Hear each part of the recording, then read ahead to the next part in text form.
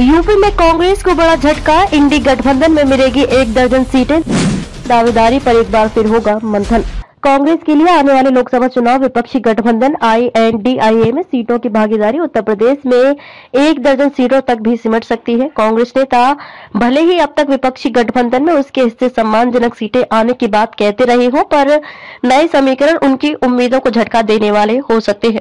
कांग्रेस को पिछले 2 विधानसभा चुनाव में उसके प्रदर्शन के अनुरूप ही सीटें मिलने की उम्मीद है। हालांकि कांग्रेस के कुछ नेताओं का मानना है कि उनके हिस्से 1.5 दर्जन सीटें जरूर आएंगी। दिल्ली में गुरुवार को केंद्रीय नेतृत्व सभी प्रदेशों के प्रभारी व अध्यक्षों के साथ विशेष बैठक करेगा। यूपी जोड़ो यात्रा छोड़ दिल्ली पहुंचे अजय राय। प्रदेश अध्यक्ष अजय राय यूपी जोड़ो यात्रा छोड़कर बुधवार को दिल्ली रवाना हो गए। गुरुवार को वे बैठक में शामिल होने के बाद फिर यूपी जोड़ो यात्रा में शामिल हो जाएंगे। पार्टी सूत्रों का कहना है कि बैठक में राहुल गांधी की 14 जनवरी से प्रस्तावित भारत न्याय यात्रा की तैयारियों के साथ ही विपक्षी गठबंधन में अलग अलग राज्यों में सीटों की दावेदारी को लेकर मंथन होगा। खोए जनाधार को बढ़ाना है चुनौती कांग्रेस के लिए। उत्तर प्रदेश में अपने खोए जनाधार को बढ़ाना ही सबसे बड़ी चुनौती रहा है। वर्ष 2019 लोकसभा चुनाव की बात करें तो रायबरेली की सीट से केवल सोनिया गांधी ही जीत दर्ज कर सकी थी। कांग्रेस अपने गढ़ अमेठी तक में चुनाव हार गई थी। यहाँ राहुल गांधी को हार का सामना करना पड़ा था। कांग्रेस का था बुरा हाल। 2019 लोकसभा चुनाव की बात करें तो कांग्रेस केवल 3 सीटों फतेहपुर सीकरी, अमेठी व कानपुर में ही दूसरे पायदान पर रही थी। 2014 लोकसभा चुनाव की बात करें तो रायबरेली में सोनिया गांधी व अमेठी में राहुल गांधी ही जीत सके थे। कांग्रेस तब 6 सीटों सहारनपुर, गाजियाबाद, लखनऊ, कानपुर, बाराबंकी व कुशीनगर में दूसरे स्थान पर रही थी।